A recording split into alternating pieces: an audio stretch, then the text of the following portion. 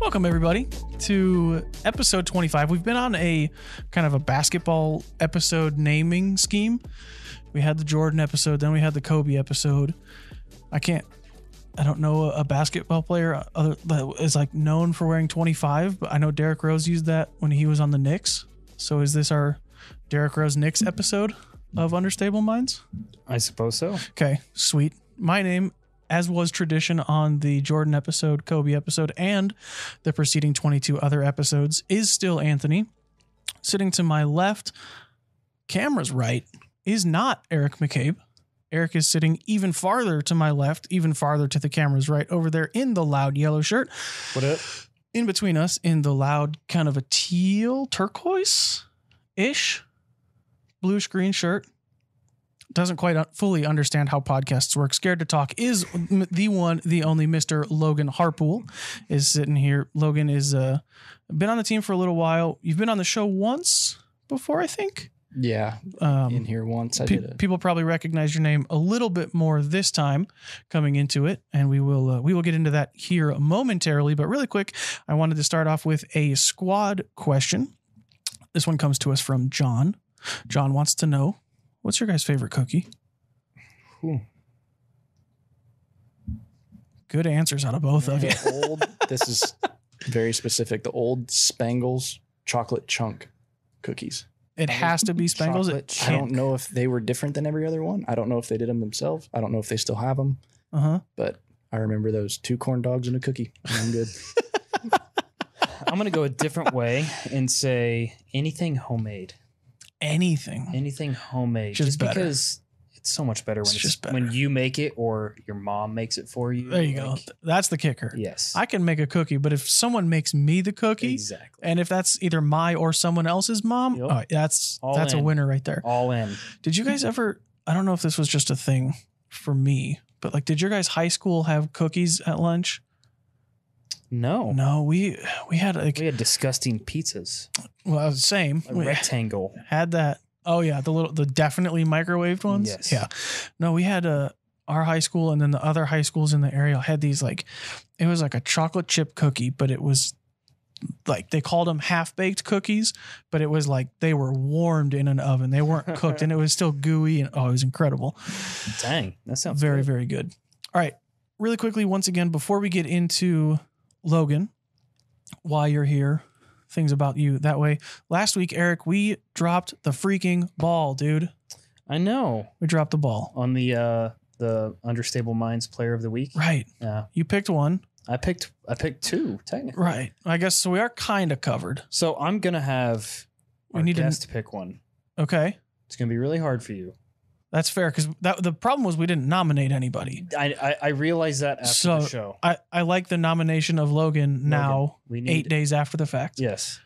So Player of the Week from this.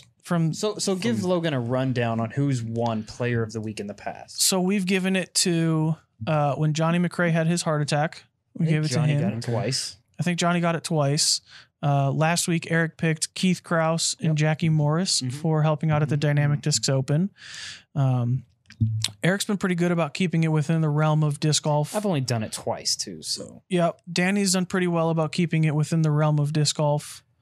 AJ, it's not ringing a bell who AJ's picked. I've done a pretty terrible job of keeping it in the realm of disc golf. Anthony, and I have them all here. Anthony has picked Robbie Gould, NFL kicker, the Jomez crew. Yep. Terry Miller. Yep. And the Media Gang. It was all of us, right? Yes, it was literally ourselves. We gave ourselves an award with Anthony picking. 3 media crews. The bar is low. An NFL kicker. So it doesn't actually have to be disc golf. There just has to be some sort of justification. Player. Right. Or person. Right. From last week. Has to be from last week, though. You can't pick like the 79 Dolphins. Or anything like that. Otherwise, the 85 Bears would have been on there a lot. The first person that comes to mind, I was tracking the challenge at Goat Hill, and Alden Harris took it down and played pretty well. And I don't think it's his first A tier. It might be his second, because he won. What's in Tennessee? Music City. He didn't win Music City, but that's there. He won one somewhere over there in the past, but Alden Harris took down Goat Hill. He had a great showing. Was it Jonesboro or was it Music City this year where he was like in the lead and then Jonesboro. That's He what had I thought, really too. good showing there. Yeah. I remember. yeah. Okay. So I think he even had a good showing at the major in Georgia. you might be right. I think I remember seeing You him might on- be right. I remember watching him on coverage. I just don't remember which event it was. We could look these things up, but since Nah. it's kind of spur of the moment, it feels right to Well just played. not. Well played, Logan. Well played. Good job. I tracked that in 303 Open. And I think Kyle Klein And took down 303. Kyle Klein But did win that. I'm going to go with Alden at Goat Hill. Oh, that's good. Yeah. Seemed like a little thicker field. I would have gone with Heidi this week Yeah. as our DD player from Yeah, dude. Finland, right? She, Yep. Yeah, she won Helsinki. Macy. Macy also won an A tier. We had another winner this week too. I think Matty O won. Matty O won. I think basically the rest of our team wins because we have to just kick him off now. Yes. So Andrew thanks. Miranda was the other one. that I Yeah, was thinking. thanks, He won Logan. The, You had- the AM side. We had a ton of wins. He won the AM side of Daylaw and got put on the feature card this week. Yeah. Tomorrow. Would have been a great nomination or would have been a great pick. Instead, he picked somebody. He's also a child and you picked slightly older adult. So Logan. cool, man. Great start to the show. Really. Unbelievable, dude. I'm looking up a boo sound effect as we speak. I think Eric and I could probably just boo. Yeah, we could probably just boo you all day long if you want. Anytime Logan's about to say anything now, boo, boo. All right, Logan. So the last part of this, you have to nominate one of Eric, Danny, AJ, or myself to pick a player for next week's episode 26's player of the week. Danny. Danny's the Manny. Danny Manning. All right. Danny, you paying I accept attention? this. I will disappoint everyone. But Well, he's got warning, though. It can't be worse than I had Logan's. about 20 seconds. yeah, the spur of the moment I mean, was to a be bit. fair, that's what most of us have. Yeah. we know ahead of time. We just don't think about it and then just do nothing. Yeah. The difference, though, is that we don't usually have 20 different teammates that can win. And so, I did. I tracked Helsinki a little because that was the UDisc event, wasn't it? It was. It was like the- UDisc, yeah. and then Disc Golf Stream also is the European version of Disc Golf Network. because it was the It's fantastic, too. by way. Euro Pro Tour. Prodigy Pro Tour or something. I forget the official name. Yeah, Like but it was Seppo and Nicholas. He was who's there. Yessi, Nicholas Antila. our teammate. Yep. Yeah, he Yessi played. Nieminen. A lot Mhm. of good dudes in that one. All would have made great picks, but Alden, no shade thrown his way. He was very deserving of the award, just not from you. That was the problem. All right, let's transition over to the real reason you're here, not for us to make fun of you, for us to congratulate you a little bit, Logan. Congratulations. So, as I alluded to, most people are probably a little bit more familiar with the name Logan Harpool, possibly because of the last time you were on the show, but more probably because a couple weekends ago at the Dynamic Discs Open, you took down a podium finish, third place. Take me through leading up to the event. I'll kind of intro a little bit. Last year, you played not up to your expectations, not up to your capabilities, and you missed the cut. So from last year up until this year, kind of what was your thought process and what was that like for you? Part of it was coming to terms with what happened last year, and that it was more of a mental loss than anything, because my first round was actually, I think it was 6 down at Jones Gold, and then I got hit with a misplay penalty and an incorrect scorecard. Ooh, I remember that. So I dropped about 60, 70 spots at 8 o'clock at night. Bummer. And so thinking back, I'm like, why did I lose confidence over that? I shredded that first round. That was enough to keep me in it. Yep. So really seeing that for what it was, man, I was in it last year. There's no reason why I can't this year. And I've told a select few people, I told Eric at Monkey Island, even though I took third, I said, I'm better than I've ever been. Like I am at my best, and I'm only getting better, but I'm better than I've ever been. And I know it. And if I relax and I'm me, I'm going to be just fine. Mm-hmm. I just can't try to do anything that anybody else, don't get baited into anything. But if I show up and I'm myself, I can do good. Yeah, you said that to me the week before the event, I think it was, when you came up for a practice round. You played the country club, I think, with a couple players, and then came over and caught us at the Supreme 18. Oh, yeah. And after that round, we sat in the parking lot for probably an hour talking. Mm-hmm. And you definitely had this next level of confidence about yourself that day that I noticed. So I knew right then that you were going to perform. But I mean, a podium finish at an Elite Series event, that's It's pretty good. It's pretty good these days. Felt good. Yeah, and I said in the Disc Golf Network interview, it's not a win, but it feels bigger than a win. And I should have clarified, it feels bigger than any win I've had before. Sure. That's not larger than winning that event, but right. You know, even bigger than the A-tier win. I'd take the podium on the Pro Tour. Yeah. So how does that kind of coming into the event, like you said, you talked with Eric about, that you're better than you've ever been. How do you balance? For me, I think that would kind of add some internalized pressure of like, I know I'm better than I've ever been. Therefore I have to show that I have to do better than I did last year. Or, maybe you look at the field and say, I should beat this many people. I should finish about here. How do you balance that? Or maybe you don't even have that internalized pressure. What does that do for you mentally, knowing that your game is better than it was this time last year? I definitely used to have that, and it all stemmed from what other people thought. And what are these people going to think if I fail? What are the people back home going to think if I finish outside the top 40 or if I miss the cut? And the day you can say, I don't care what other people think about me, besides the people in this small circle that their opinions matter, that's the day you're free and you're dangerous.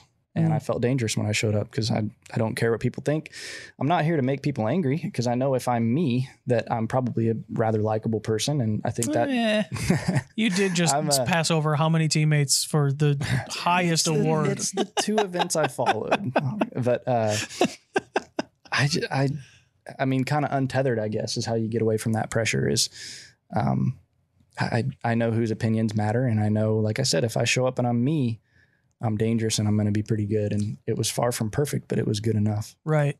So how does Logan Harpool or the listener at home that works a 9 to 5 Monday to Friday job or any other full-time job that doesn't, disc golf's not their full-time job. This isn't what they can dedicate 40 hours a week to. This isn't what they can dedicate 30 hours a week to. I don't know how many rounds you get in a week, but it's probably not more than 2 or 3. So how does that person take their game, maybe not to finishing on a podium at an Elite Series event in a year, but how does that person take their game and improve it? What does that look like for you? And what would you advise someone else in that situation to do? What I would advise other people to do is just be intentional. Say what you're going to do and do it. And whether it's 30 minutes a day, 45 minutes, or 10 minutes of putting, if you say you're going to do something that day, do it. Doesn't matter how tired you are when you get home. Make time and stick to it and have that plan and stick to it. And it comes down to being disciplined. And if you're not willing to be disciplined and put in those reps, no matter if they're few or a whole lot, you don't want it. And like I'm in a situation where, like, yes, I teach and I work 40-hour weeks, but I'm not married. I don't have kids. I'm not, I don't have a lot of the responsibilities, and someday I'll gladly trade this or, kind of back off a little to have that. Right. But for now, I mean, when I get off work at 3:20, 3:30, sometimes a little later, if I have meetings or something, it's not uncommon for me to be on the course till the sun goes down. And part of that's because I love it.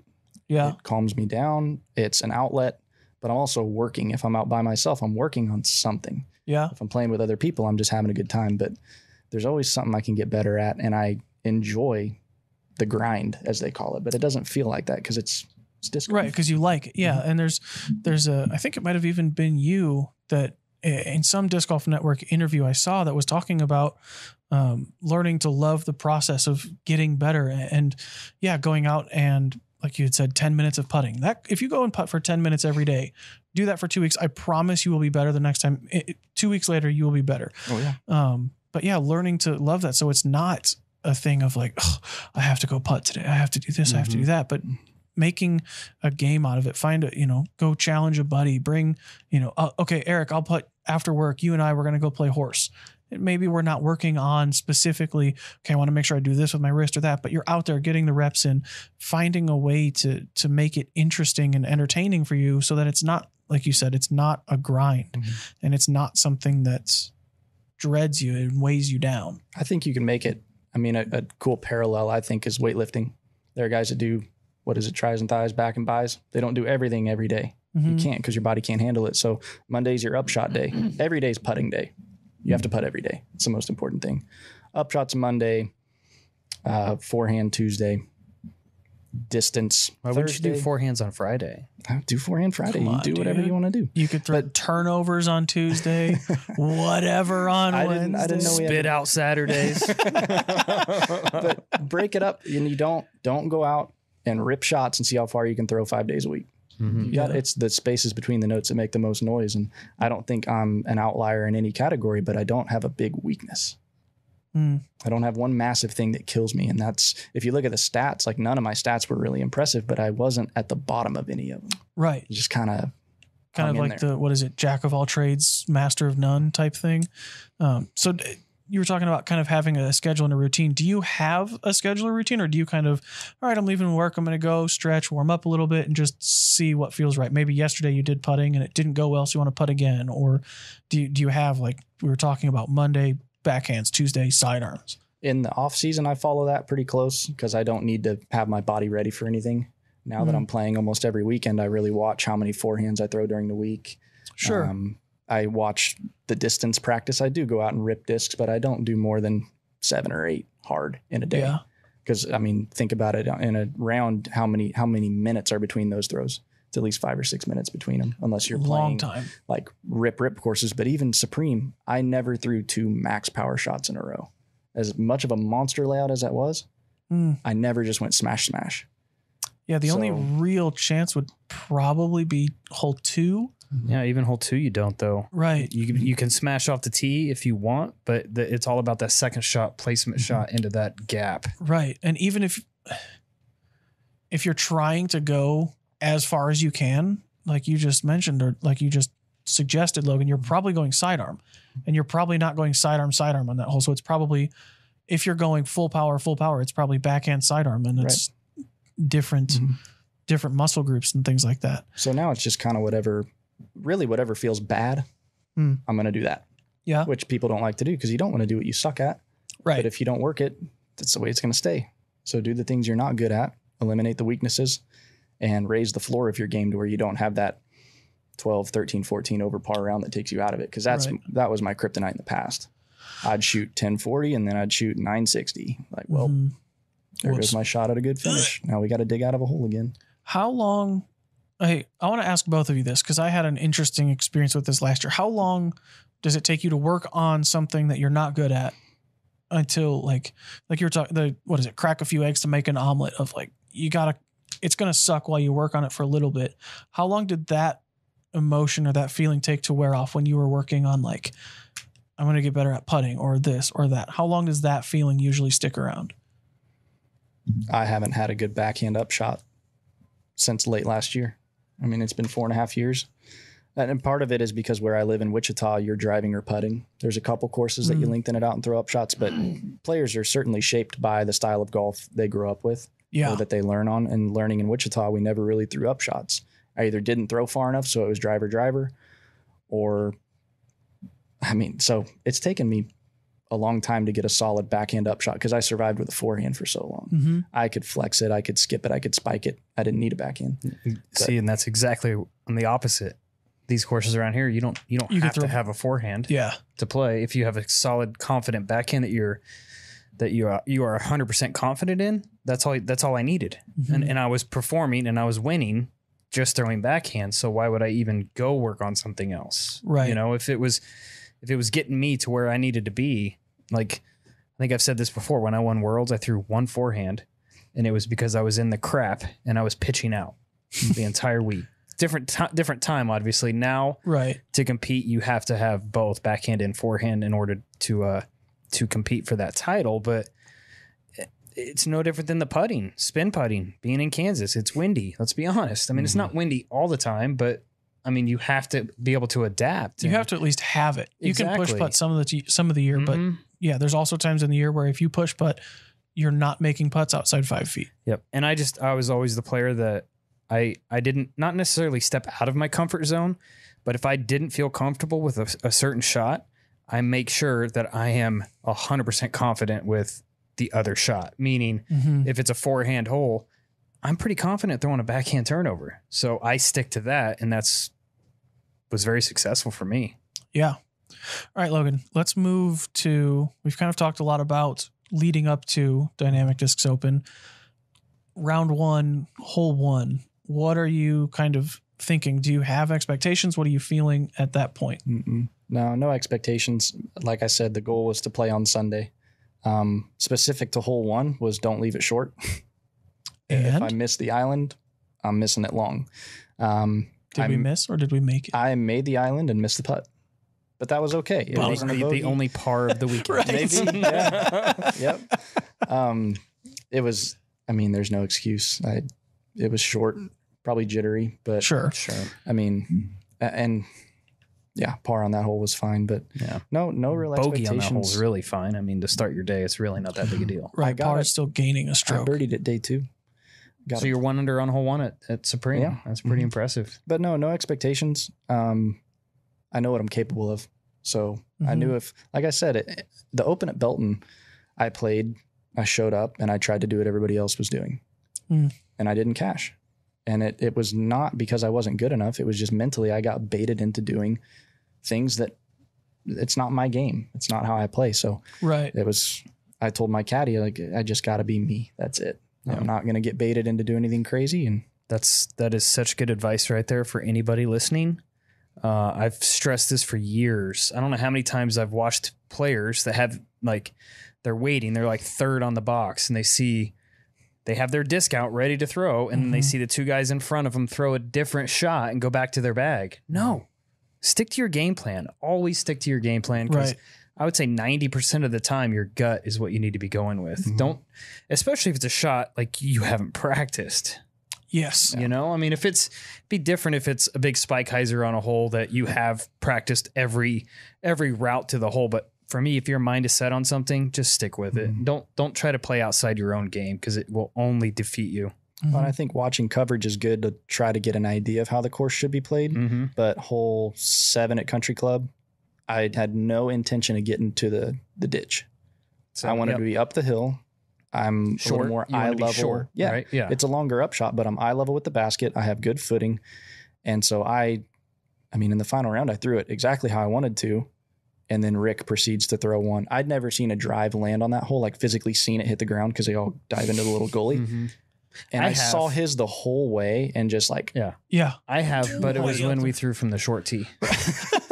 I mean, Rick's drive on that hole was stupid. I've seen mine hit like the ceiling of that gap off the tee and land like 60 feet in front of me. I've definitely seen that. His drive was probably he had like a jumper almost. Yeah, it's ridiculous. Slammer chip. Yeah, I had a felon and didn't throw it right, but I don't regret it. Like that was my play. I'm going to leave it short. Absolutely, I'm gonna have the footing that I want.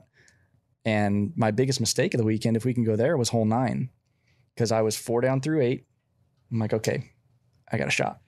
I could actually win this thing. What round was this? Final round. Okay. Yeah. So I think I was 4 or 5 back from Rick, but we have 16, 17, 18. Anything can happen. If you're within 5, you're in striking distance.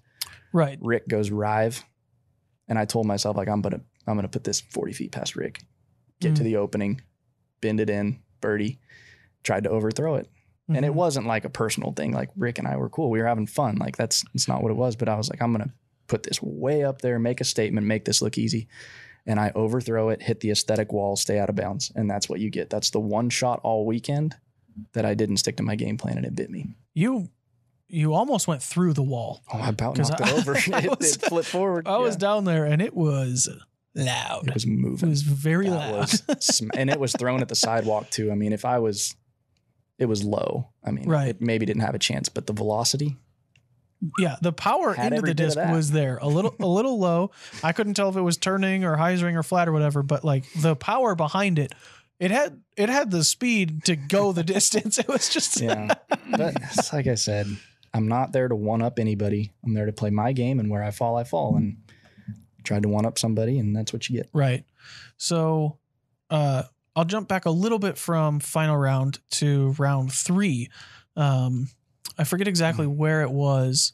And I think I brought this up a little bit last week, but you were walking to some hole somewhere in like 10, 11, 12, somewhere in that kind of towards the final third. And you told me, you said coming into the event, your goal was to make the cut. And you were like, I'm pretty much at a point where I can't miss the cut anymore. Like my goal now is to win. Do what I can to win. How do you deal with that how do you kind of mesh those two worlds of my goal is to make the cut. I'm going to play my game. Now my goal is do what I have to do to win this event. Where, like, how do you make those adjustments on the fly? What are those adjustments? Do you attack holes that you didn't attack before? Do you like, what does that look like? You stick to what got you there. What put you in the position is probably good enough to carry you the rest of the way.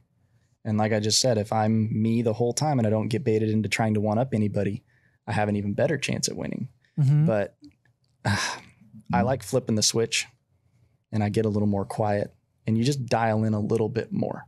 I'm still laughing and having fun with my card mates. I don't shut down like that, but that's kind of people are talking about the logo on my hat and everything, like the cat eyes. I've always liked big cats from the time I was little, lions, tigers, stuff like tigers. that. Talk and so to this me. is we wanted something kind of mean looking.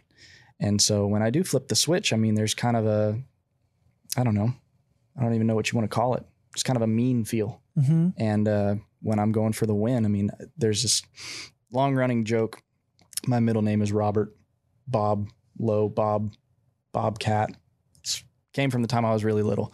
And so anytime anybody talks about a power animal or something, like Bobcat. Mm-hmm. And so that's kind of where the eyes came from on this. And like they hide in the grass and then when it's time to go. Was that why I think it was hole 8, you were laying in the grass in front of the tee pad and tried to pounce on Brody when he threw his tee shot? Is that what that was? No, but I mean, when you realize you actually have a shot, I think it requires a higher level of focus. But in terms of the actual shots, like it's not like I was never trying to birdie those holes. Mm-hmm. I'm going to stick to my plan, but I'm going to be a little more meticulous. I'll probably move a little slower, make sure everything is good, and just I can't even say I care more because that indicates I didn't care before, but you just lock in a little more and you know now instead of these putts meaning a couple $100 a piece, now they could potentially mean thousands. Mm-hmm. So. And what does that do? Does that give you a little bit more nerves or does that? It does, but I love it. Yeah. Like I said, I was shaken for the first 4 holes. That is easily understood as negative emotion. Mm-hmm. I love that feeling.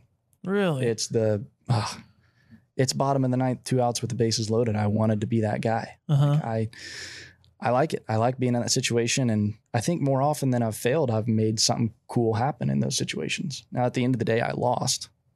I took 3rd, but I did what I could. I salvaged what I could through the mistakes, stayed composed, and right. Something to be proud of. Yeah, you lost, air quotes, on the scoreboard, Mm-hmm. but golf is a very internal game. It's a very me against myself game, and you against yourself in that environment against your expectations, you far exceeded them. Mm-hmm. Your goal was to play on Sunday, and you were one of the last people to tee off on Sunday. You were in the final grouping on Sunday. So you didn't. I was the last person.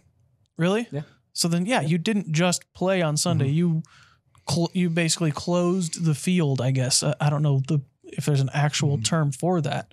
So like looking at the scoreboard, maybe you didn't have a W next to your name, but again, your internal score, you did. Oh yeah. Or at least does it feel that way? Is that a fair thing to say? I'm proud of it. I'm content, but not complacent. I'm but gonna hungry keep for working. more. Oh yeah, definitely. But yeah, I'm happy with it. I'm content.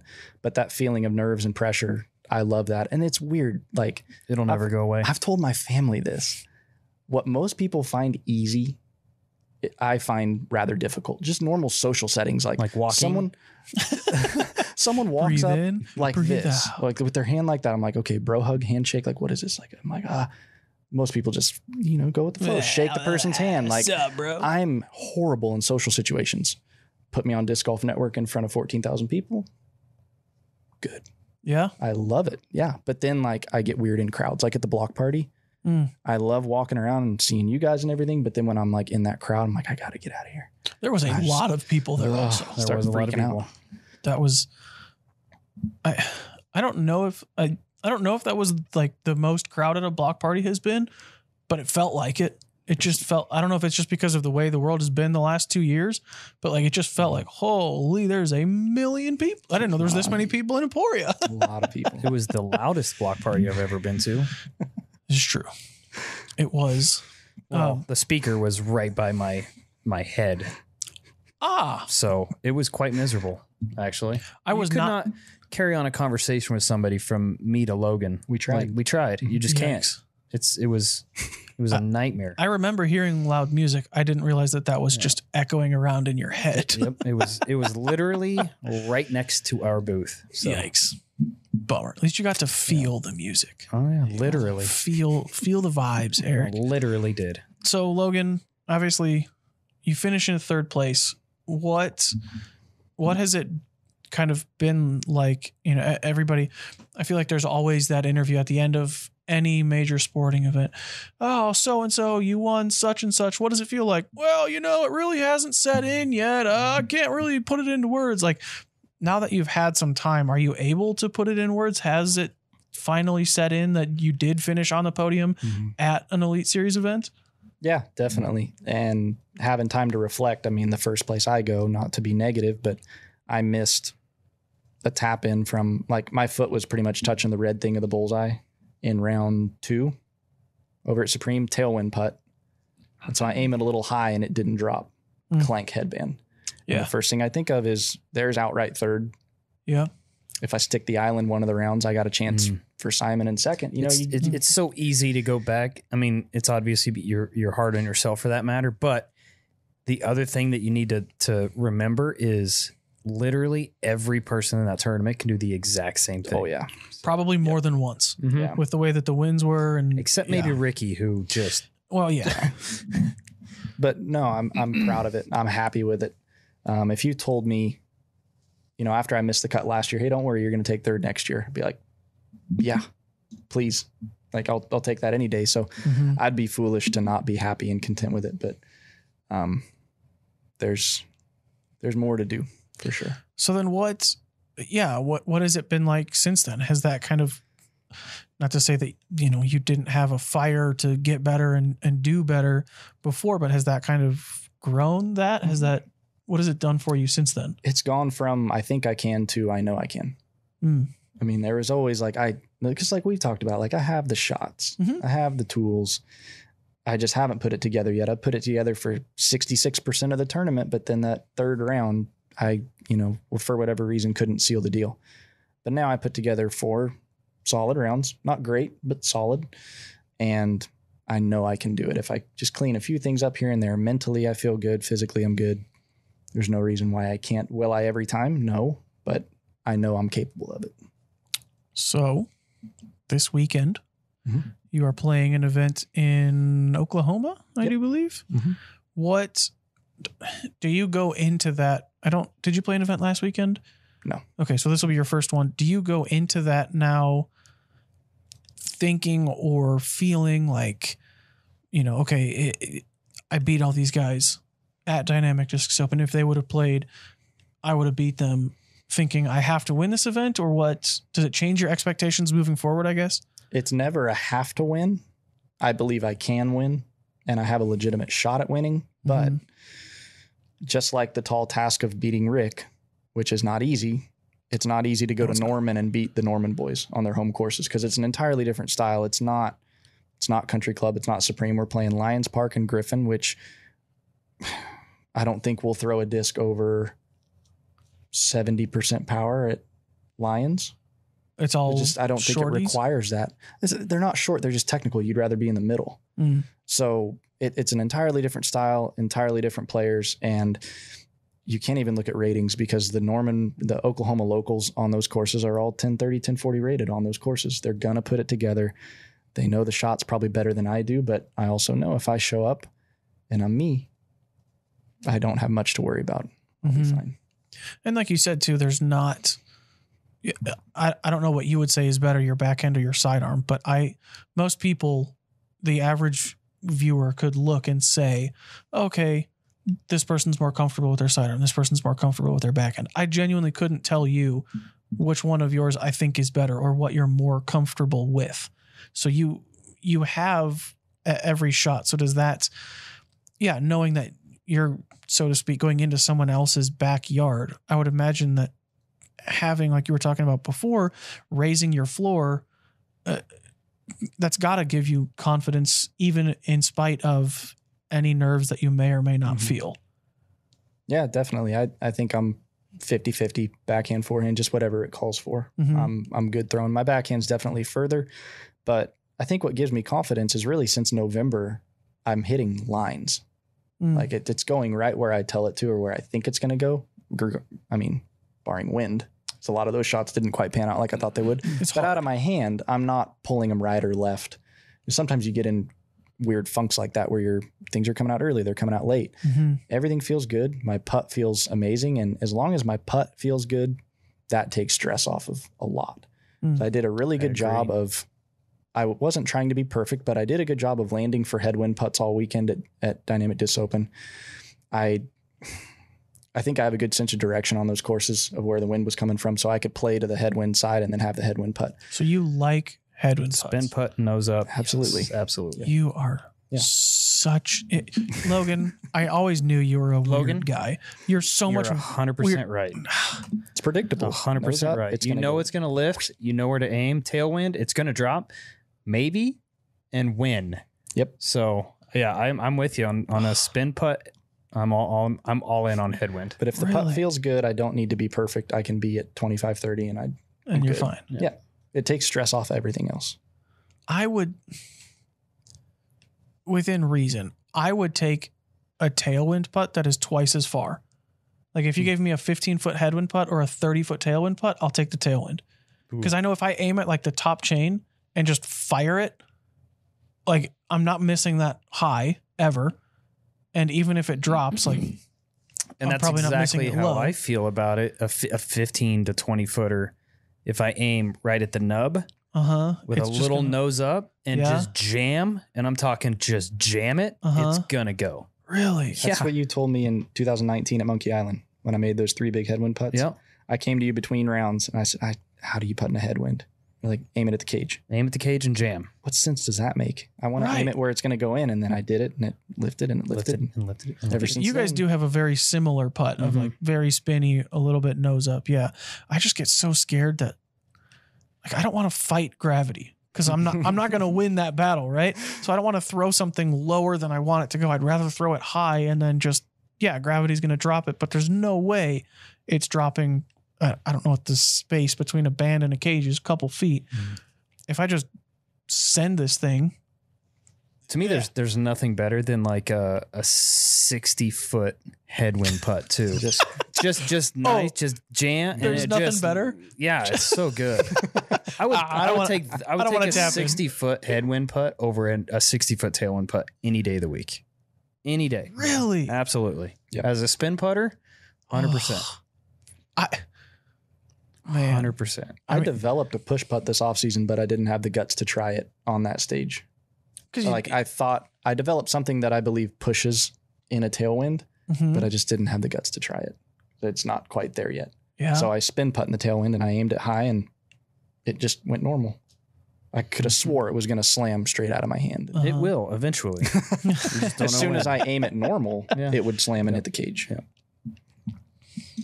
You guys headwind. Weird. Headwind. All day. Yeah, that's probably it.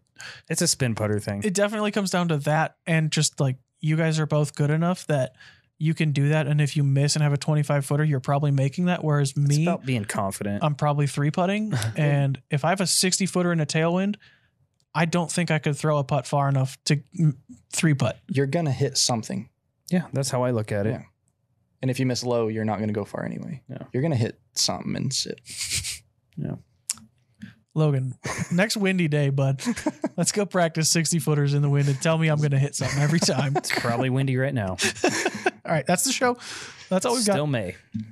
Yeah, it is still May. That's actually such a perfect segue, Eric. So, Logan, going into the future now, coming back here, the next event that I assume you'll be playing in Emporia would probably be the World Championships. Will you be playing the World Championships? Yep.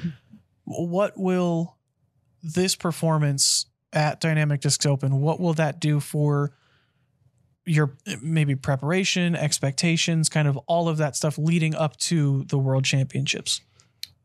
I think I'm telling myself just replicate and clean it up. And if I do that, I got a pretty good shot because the number one priority was keep it in bounds. If the winds aren't like they were, it's much easier to do that. And I can attack a little more and be a little more aggressive. But I still don't know that on these courses it benefits you that much, at least not with my game. I don't need to be 100 feet further. I can break the hole down, play it my style, and I'll still have a 20-foot putt for birdie. So, yeah, replicate the good shots and clean up the ones that didn't work. Just learn from it. Yeah. And historically, it's not super, super windy like it is in April and in August, September. I try to tell people, like, it's not always windy here. Yeah. Just that week, it typically is. It's just the week that people are here, and that's what they think. And that's what they just have this visual of Emporia, Kansas, just nonstop 40-mile-an-hour wind, and that's just not the case. Yeah. I heard some negativity around the practice basket before we started the tournament. People almost kind of checking out. I thought you meant the basket specifically. No. A lot of how are we supposed to play in this? I'm like, you guys are already It's called adapting. Like, I mean, yeah. Just you can't have a victim's mentality. We all have to play in it. Yeah. I heard a really good piece of advice, and we can kind of close on this before we move on. But a really good piece of advice. I think it was from Dana Vici, and he gave a putting clinic or something like that, and somebody filmed it, and I was watching it, and somebody asked, like after the clinic, asked him what his favorite basket is.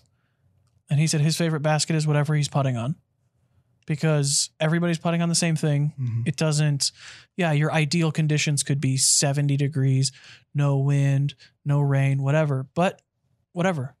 Everybody, if it's raining, everybody's got to play in the rain. If you have to putt on a Mach 3, everyone's got to putt on a Mach 3. I don't mind putting on Mach 3s. Right. I mean, I grew up on them. Yeah. Obviously, they're kind of outdated. Sure. But if I'm playing a tournament on Mach 3s, right, let's do this. Right. And I think that's the mindset that you have to have of like, there's probably nobody that would in 2022 say the Mach 3 is their favorite basket. But if you're playing a tournament and it's Mach 3s, it better be your favorite basket, because you have to putt on that thing 18, 36, 54, 72 times. Who knows how many? That's a lot of misputts. Well, if it's me, it's closer to the 72 number for sure. But I think that's the mindset that you have to have to get to that level. So Logan, we've talked about you enough. I'm sorry, but it's fair. We will no longer accept any questions relating to you. If you have anything to say, Eric and I will resort back to booing you. Okay. That's not true. You can keep talking, but we are going to move on to Danny's little Facebook question for the Facebook group. If you're not there, join it. Search Facebook on Understable Minds on Google. Yeah. Search Facebook on Google. Well, first you got to go to Google, type in Google, enter, type in Facebook, enter, click, then search Understable Minds. And then you can see Danny's Facebook questions and answer whatever they may be. But this week, Danny had one and you missed it.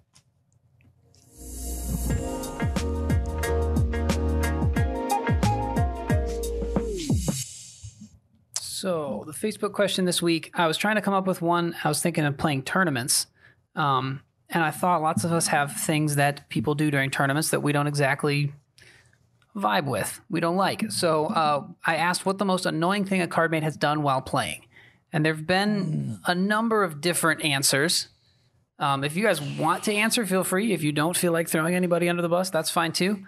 But there was like a variety of different ones. Some of the most common ones were leaving a backpack or a cart right off the front of the tee pad or right off the back, right where people are trying to run up and trying to do their shot. Some people said it was like a lefty thing or a righty thing. Like lefties will leave their bag on the other side of a tee pad compared to righties. I always do this. I always set my bag down, light up my shot, and then have to move my bag again. That's self-sabotage. Yeah, I just don't think ahead very well, I guess.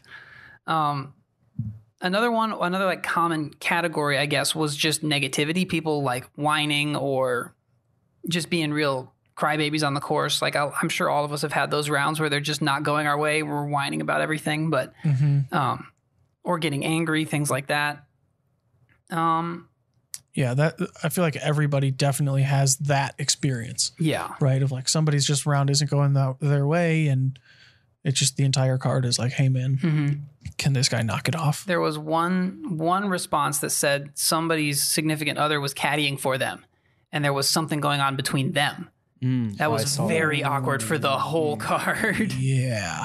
That's not a bad play, though. Like, yeah, I guess. not Oh, if it was like fake? Yeah, that's good strategy. Right there. You're not fake fighting with me enough. Now we're going to actually fight. Oh, no. I like that. There were some like rule breaking, obvious rule breaking, smoking, which is obviously not PDGA events anymore. But one of my favorite ones was like unintentional razzing. Like Patricia Cisco, she works at the retail store. She says it was a caddy mate of a card who was keeping the scorecard, but high-fived me on the tee pad of the last hole to congratulate my win. I was only ahead by one stroke, and it was wooded with an OB creek in the middle of the fairway. It was still anyone's game. Did she say if she went on to still win the event? It looks like she did, yeah. Okay, good. Was it the person who was one stroke behind her? Because that's just strategy right there. That's, right. I mean, you got this thing in the bag. Don't even bother checking scores. There's no way you could take a 7 on this one for sure. Have you all ever had that happen? Somebody like congratulates you on your win when you're... I haven't had anyone congratulate. Usually it's like, hey, man, inbounds. nice try. You'll get them next year, bud. I think I have had somebody say good win on the last hole, but it was more of a 5-stroke, 6-stroke lead going into it. Nobody's ever done it within like one. Yeah. That I can recall. Boy, that would be brutal if she ended up losing. Yeah. That would be nuts. Someone commented about somebody who just comments on every shot. Like every shot that someone throws, they're like, oh, good shot, bad shot. That's me. Like, I'm sorry. It's just, what do you do? Just throw a shot and then just sit there and just... Have you played with this person before? I mean, sure, the nice shots are like, hey, that was good. But maybe like, don't say, dang, dude, that was awful. I usually try to be, I'm positive for everyone else and super pessimistic for myself. That was almost good. Yeah, you have the right idea there. I like the line or something like that. But then myself, I'm like, that was stupid and everything sucks. Why do you even play this game? As bad as that would be, there is nothing, and I mean nothing worse than you throwing a shot and you know it's bad and just crickets, because everyone knows it's bad and nobody wants to say anything because it was awkward that bad. Yeah, it's like, man. You guys may not be nearly as familiar with myself as that experience, but let me tell you. You guys have any annoyances, common nuisances in a disc golf round? I'm trying to think. Nothing that hasn't been brought up that I can think of. Just the roller coaster player that when it's bad, they're kicking stuff. But then when they start playing good, they run down 20 footers and clap and tap the basket. Yeah. I'm usually like you do you, whatever works, but the mood swing person kind of kills it. A little old. I think I can't think of a time where this has specifically happened to me, but I've seen this happen before where there's like just the person that talks too much and just you know, say Logan has a bad shot and just kind of wants to go and be quiet. And this guy's like, hey, Logan, I was having lunch yesterday and I ordered my sandwich with no pickles. And then they put pickles on there. And it's just like, bro, like, I get it. We're out here. We're having fun. We're all excited, whatever. Maybe, yeah. Or maybe like they're excited because they get to play with Eric McCabe now. Like, oh, Eric, do you remember when this one time you this and that? And like, hey, man, I'm trying to win. Like, I'm trying to do my job here. I don't play tournaments anymore, though. That's right. You've gotten over it at this point if it ever happened. Yeah. That's the only thing I could think of, but that hasn't happened to me. I think I might be another kind of annoying person to play with. I'm always what was that? Like every disc that you throw, if I don't have your bag memorized, I'm curious, like what disc you were just throwing. I like that. I don't mind that. It's partially because like I want to know what I'm going to throw, right? Like I'm trying to get a feel for the distance or something like that if it's a blind course, but also like I just like discs. I'm just curious. Note to self. I just say deputy. I'm just going to lie. Deputy on everything. Yeah. Every time. To Danny from here on out. Yeah, you'll definitely beat me then. But yeah, those are pretty much most of the answers from the Facebook question. And nobody said like cell phone or anything, right? No, not really. It's kind of a big one, right? AirPods. If you're like, cell phone loud, what did you take? What'd you take? Hey, what'd you headphones. take? Right. Take them out, dude. Yeah. Or I guess in casual rounds, people who play music really loudly on their cards. Hey, you guys cool if I play music? And then they play like death metal. For me, that's different though, because it's a casual round. Yeah. And like, I don't know. I feel like someone would have to try and make me mad during a casual round for me to actually I don't get care upset. about. Yeah, that's same. In casual rounds also, I'm the one more guy. I will throw my entire bag on every hole if I'm not careful. But not if we have like a big group, usually just small. Right. Yeah, I guess if that gets out of hand, if everyone is doing that all of the time, that would be kind of annoying of like, hey guys, can we Yeah, it's a wrap this 6 hour thing up round. a little bit? Yeah. Casual round, yes. If you're practicing for an event, Yeah, that is different. Right. Very different. Yeah. Very different environment there. So if people have any stories or answers to Danny's question that they want to put in there, feel free to do that in the Facebook group, or like I said before, join it via Google, via Facebook, then the search bar, and you can hopefully be in there for next week, nice. depending on what that may or may not be. You might have a story.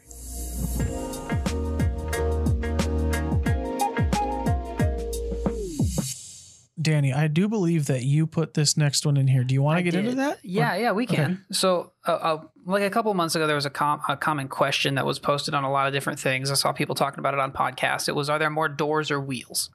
And it was pretty hotly debated. Team doors is obviously wrong. Yeah, Yes. there's obviously more wheels. But then the follow-up question to that is, do you think there are more eyes or legs in the world? Eyes like physical eyeballs, or like does the letter I also count? No, eye, like EYE. Because, like, do you count camera lenses at that point? Or do you count No. spiders? Do spiders have 8 eyes, or do they just have segmented eyes? I don't They remember. also have 8 legs. They also have 8 legs, though, yeah. They have 8 legs and they have more than 8 eyes, I believe. I have deliberately not thought about this so that I can think about it here. I thought about it, Eric, and I'm going to say eyes. spiders have exactly 8 eyes. Okay. Okay. Some have as many as 12. Okay. Some species do not have any eyes. Oh. But if you Google how many eyes do spiders have, I would still go with eyes because of fish. Yeah. Consider, though, centipedes. that's exactly where my Centipedes have mind a lot of legs, but think about how many fish are in the ocean, The ocean is that have no legs. All of them, Yeah. for the most part. Like, I don't know. I'm team eye. I think I did think about the insects. But, How many and ants? I mean, how many of those fish are far enough down that they don't need eyes, so they don't have them? Or do they still have them, they just don't work? I'm not a marine biologist. I don't know. What? Okay, so I Googled how many legs do centipedes have. Approximately 100. Some have more, some have less. Mm-hmm. I Googled how many eyes do centipedes have. It said, well, some centipedes have compound eyes containing as many as 200 optical units. That doesn't count, though. Does an optical unit count as an eye? No, that's like a kaleidoscope. That's like what houseflies have. It's like a soccer ball. Like, it's a bunch of different faces on their eye. But how many eyes do flies have? 2? Only 2. Dang Yeah, it. they're just segmented up. But those 2 are the equivalent to thousands of eyes. So I think flies have thousands of eyes. I don't know. I guess it depends on what you mean by legs too. If you're Yeah. counting, No tables or chairs. Unless do we need them? Are we that far? Is team legs that far behind that we need to no, count I tables don't. and chairs? I still think it's team eyes. I'm on team eyes. Because then at that point, you're talking about like the eye of a needle, or like you put the true. thread through. Yeah. A hook. It's a good Yep. point. Fishing hooks. Yeah. Oh, there's a lot of fishing hooks. But Okay. I think fish kind of single-handedly. What if you take it down to just humans? Do you think there are more people who are missing eyes or missing legs? I feel like eyes are more fragile. I think it's. But they're also a lot smaller. I think it's pretty close to the same. Yeah? Yeah. You think they even out? I do. I'm team legs on humans. There's more legs than eyes. Mm-hmm. Eyes are fragile. They pop. They pop. What I are don't you know. I doing just- outside of work, Dan? I think it look like they pop. I don't know. Pop. You pop it right back in. Your I leg could guess, yeah. just spontaneously fall off. There you go. Yeah. Frostbite. Who knows? Frostbite. Nobody's ever got frost sight. That's I bet they have. That actually has definitely happened. I remember here. Okay, back to school. Did you guys ever have to study the Iditarod in like elementary school or middle school? I remember some dude was doing that and his eyes Popped out. froze. Like his corneas froze because it was so cold. Brutal. But he still had them. It's true. Yeah, if they pop out, do they still exist? Still had them. I don't know. Let us know on the Facebook group or in the comments what you think. I'm team I think, just with the fish alone. Yeah, fish is a good argument. There's so many fish. But there's so many bugs, too. There's a lot of bugs, but majority of those bugs also have eyes. Like cockroaches. Disgusting. They have, what, Yeah, 4? gross, dude. 6? They have one eye, 6 legs. Okay. Or 2 eyes, 6 legs. I was going to say, Cyclops. Well, I mean, fish. There's fish that have 3 eyes. Look at the Simpsons, that episode. They don't have any legs. Mutants into this? Are we going full like radioactive? I'm still team I believe. All right. Agree to disagree. I believe. Okay. Oh my goodness. Fair enough. We'll never know. That's the thing. Dang. We'll start counting. 2, 4, 6, 8, 2, 4, 6. That's probably a tie. Tie. Dang it. Tie ball game. All right. We will close out the show with a few questions from our squad. If you are not part of the squad, you can join it by going to squad.dynamicdiscs.com. We've got the first question here comes to us from Isaac. And Isaac says, if you put together a Dream 18, a course made up of your favorite 18 holes from anywhere, what would be your hole 1 and 18? Oh, man. I'm going to throw a little stipulation on this. Rather than it just being your 2 favorite holes, It has to be a 1 and right. an 18. Your hole 1 has to be a hole 1 somewhere. And I agree with that. 18 has to be a hole 18 somewhere. I know my hole 18. Gosh, my that is hole 1 is hard. giving me a lot of trouble. I'm down. I'm between 2 on my hole 1s. I think I know my hole 1, but I'm not confident enough in it to say it. Partially because I couldn't even tell you the name of the course. But Brutal. It's Hammond Park. That's the one. Do you have yours, Logan? Yes. I've never played it, but Okay. Maple Hill. Number 1 Maple hole or 1? 18? Yeah. Because those are both really good holes. One Just both. off the top, smash, and then a technical green. Yeah, hole 1 at Maple Hill is a good. It crossed my mind, but it wouldn't be mine. I think mine is either hole 1 at Waterworks, because I think that's just a phenomenal hole, or I'm leaning more towards hole 1 at Disc Golf Terminalen in Skellefteå. Ooh, is that like the par 6 that the Albatross River came from? Good call. That is my number 1 right there.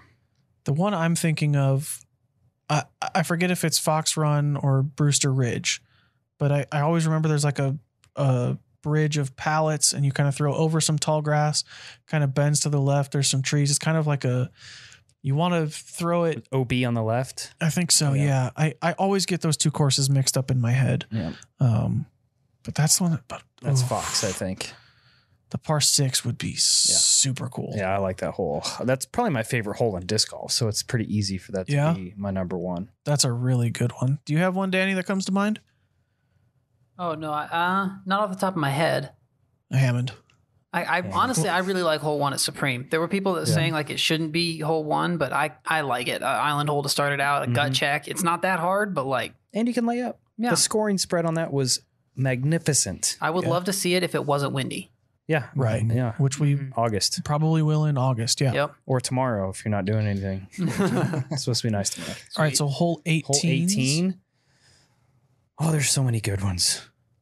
I can do. What's your mine. 18? You said you know yours. Mhm. I had to fact check mine this morning, and I'm right. It is hole 18 for this weekend's Masters Cup, top of the world. They're not playing the full De La layout. They're playing an 18 that's hole technically layout. hole 27. Yes, but they are playing it this weekend as hole 18. Gosh, that hole it used to be so good. It's a little different now. Right. They've lost a tree. Yeah, it's not. It's a shorter pin. Yeah, it's much more of a like an iconic hole. It's right, such a like good hole though. 17 My gosh, USDGC. that's a good pick. 16 at the Country Club. Like it Yeah. maybe isn't the best hole in the world that anyone will ever play, but it's just iconic, and that hole just means so much. Yeah. The parking lot.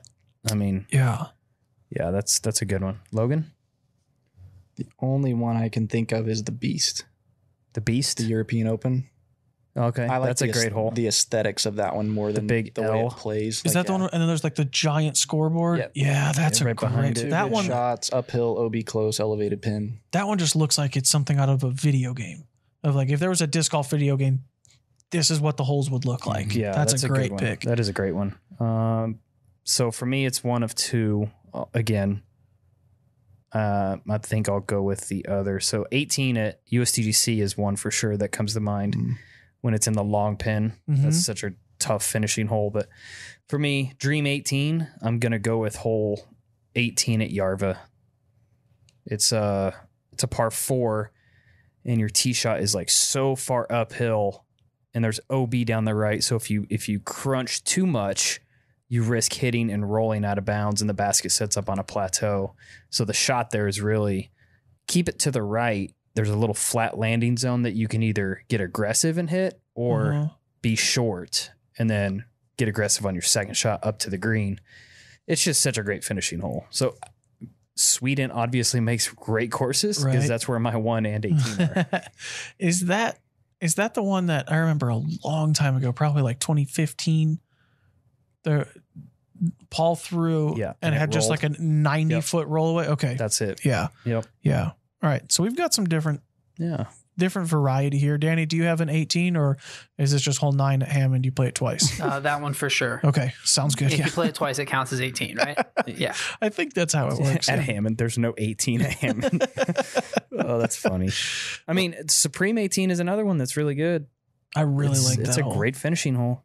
Yeah. I love how deceptive that tee shot is. Yeah. Because you see where the gap is and you see where you think you want to land your shot. And then you're like 50 feet short of the gap. You want to be further from the gap. Yes. If you can. Anytime or be right at the gap. Yeah. Anytime I've thrown a good tee shot, anytime I've had a good approach, I've thrown a tee shot that I was not happy with. Yeah. And I was like, dang it, dude, I just sawed that off way more than I ever meant to. And then it's just center cut on the gap. Yeah. That's funny. All right. We will move on to a question from Charles. Charles says, I have a hard time recovering from a bad hole and tend to just fall apart. What are some tips others do to help bring it back together? So I'll ask you guys, basically, you have your blow up hole. Everybody's had them. Hopefully we're all done with those. But when you had them and if they should ever happen again, what do you do to not continue down that path?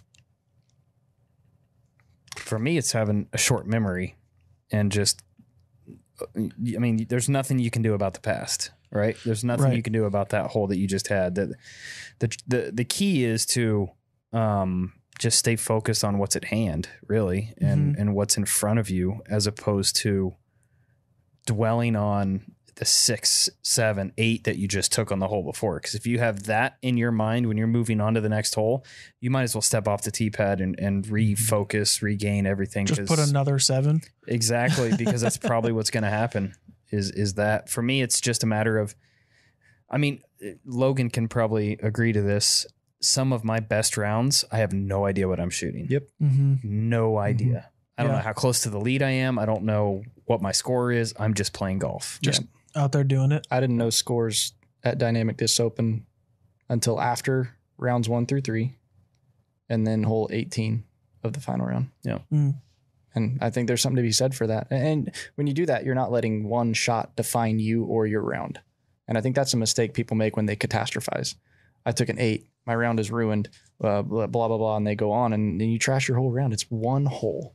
And it was probably one bad shot, maybe a couple, but you blew up. Okay. Don't let it affect your next one. Like I try to disconnect entirely. Like I won't even think disc golf walking to the next tee pad. I'm looking for a squirrel. I'm looking for a pine cone. I'm, think about my family or something that makes me happy. And that's that's what's important. Yeah. Like that. Like snowmen. How hog snouts. Yeah. I mean, how much does it really mean? Right. Like it's disc golf. Yeah. You might have lost a little money, but you can still grind and make it back. And for most people, you're probably not competing for a large sum of cash. So it's a bad shot. Move on. There's more to life. Nobody's ever gone home from a tournament and been like, hey guys, I played with this one dude and he threw this shot and it went OB and then he threw another one, went OB. The guy double bogeyed hole 7. And then everyone was just laughing and, let's find the guy that took a 7. Like, nah, no, that doesn't happen. Like you said, at the end of the day, in most cases, it doesn't matter all that much. Life goes on. Yep. All right. We've got another one from Jacob. Jacob wants to know, what is a disc or mold that you just can't jive with? No matter how many times you try it, you just don't like the flight or feel or whatever. I have I have an answer for this one, and I will probably get some backlash for it. The disc that has never, will never, ever, ever, ever. Can I guess? Yes. Is it the Judge? It's not the Judge. Okay. The Judge was in my bag. Okay. And it worked for a little while. No. The disc that I've thrown one good shot with this disc lifetime, and I think I had it in my bag for almost 2 seasons. Dang. The Buzz. Oh, okay. I do not know why. People can throw some of the best shots that have ever been thrown with that disc. Mm-hmm. But if you ask me to throw it anywhere, good luck. I can't do it. I can't do it. I have one very similar, actually. Let's hear it. The harp. For me, the harp is, yeah. I mean, I think a lot of it is probably because the harp is kind of perfectly tooled for a forehand approach. Like that's how strong it flies suit of the Eric best. McCabe. Yeah. So if I'm throwing a backhand with it, it just always comes out early, no matter what, every single time. Like I did the video of the Sake Bomb Slammer, and I was comparing it to a culprit and a harp. Mm-hmm. So many times I threw that harp like garbage, and it's just like, why do people like this thing so much? Like it's awful. Like it feels like crap, comes out of my hand awfully, and I just can't live with it. And I don't have to. That's the beauty of it. And I think a lot of it is my game plan is not a forehand approach, like you said. And if it's super, super windy, like I'll throw a Justice. Mm-hmm. It gets the job done for me. And other than that, I'm throwing a putter, just a neutral flying putter, because I want to go from point A to point B in a straight line. Yeah. And not worry about deviation off anything else. Mm-hmm. So for me, it's the heart. What about you, Logan? Is there anything that you just, whatever reason, just doesn't click? I liked the way it flew because at the time I didn't have much of a turnover backhand, and it would kind of do that for me. But the bounty just felt weird. Mm-hmm. Like, I don't know what it was. I think it's the way I hold a disc or something, because I know it works for a lot of people, but I couldn't be confident with the way it felt in my hand. It does have kind of a weird rim on the bottom. Is it unique? Is there a bead? It's like it's recessed. It's really a big quick. Rounded bead almost. It's definitely. It kind of feels like a comet. Yeah, in my hand. It's a very unique shape, which shows a comet. Right. And it's, interesting. Just a little different. Yeah. All right. Our final question for the week, for the episode, comes to us from Dusty. And I wanted to grab this one specifically while we had you in town and while we had you on the show, Logan. Dusty wants to know, when throwing a forehand, mine is wobbly for the first few feet after its release. For the first few feet. Is that a release problem, or is that a power problem? You have, as I'm sure people saw in the Dynamic Discs Open, and as we've talked about a few times during the show, you have a very good sidearm. It's very smooth. Is wobble in sidearms power, release, both, neither? I'd say it's grip and release. Okay. I think you're doing something. You may not be holding it wrong, but at the end of a forehand, a lot of people like to get squirrely, and they'll roll their wrist, or they'll do something other than move the disc straight forward. Mm-hmm. And I've heard the palm up, palm down debate. I think in my follow through, I wind up palm down, but the whole time I'm thinking move straight through the disc, just like a backhand. Backhand, you're trying to come straight through and not deviate. Forehand is the same way. You push, push, push, and then pop at the end. And I'm not popping over. I'm not popping up. I'm popping through the disc. That's what's going to give it spin and keep it going that way, rather than if I'm going to roll at all. I mean, that's what's going to give it off fastest torque, I would think. And it would give you that noise and the wobble. Yeah. It's working out of it, and you're losing distance by doing it. Some people get away with it. Some people have that flutter even on a backhand, but you're probably trying to throw it too hard. Check your grip, and you can check it just with it in your hand and like kind of pull the disc out, make sure it's coming out clean. If you feel drag on the top of your index finger, kind of by your thumb, that can cause it, but move straight through the disc. And I think my best advice is to reach out in front of you, release the disc out here. Don't try to release it back here. Really get out in front of your body, release it out there. Mm-hmm. And those are my cleanest releases. Yeah. So check your grip. Don't try to kill it. Yeah. And make sure you're pushing the disc forward, not up or over. Yeah. I'm a big fan of the wounded duck. So I like 200-foot wobblers. Yeah. Yeah. If I can't hear my disc flying, did I even throw the thing? Exactly. But it works for some people. Like, it may not be, as long as your forehand is useful. Mm-hmm. I've seen people with wobbly backhands, forehands, and wobbly putts that are Definitely putts. like, they're fine. Like, and it works. It's the weirdest thing, but I would not want to have a wobbly putt in wind. I feel like you're just exposing the flight plate too often.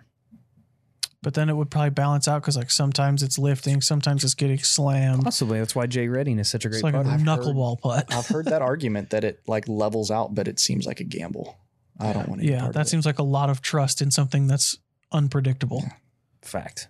Pass. Pass for me on Like that a tailwind putt.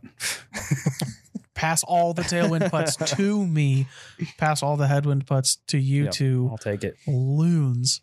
I'll take it all day. That is Speaking of wounded duck. loon? Yeah. Is that It's a duck. the genetic term for a wounded duck? I don't think so. It's just It's like a it's a species of duck. species. There you go. I was going to say breed, but I knew that wasn't the right word. That's all the time we have for episode 25. Thank you, everybody, for listening. Thank you, everybody, for watching. Thank you, Eric, for joining me. Thank you, Danny, for joining us. Logan, thank you for joining us as well. Congratulations once again on your wonderful, wonderful finish at the Dynamic Discs Open. We look forward to seeing you out on the road somewhat. Mhm. And then back in town here come August. I'm full time for 3 months out of the year. When does that start? As soon as school's out, I fly to first weekend of June. So first weekend of June through like the middle of August, I'm full time disc golf. I can dedicate everything to it. Mm-hmm. So I do tour, just not 12 months. Right. So 3 And months it's not like is he's not out grinding on the weekends either in these Oh, other yeah. events and regional.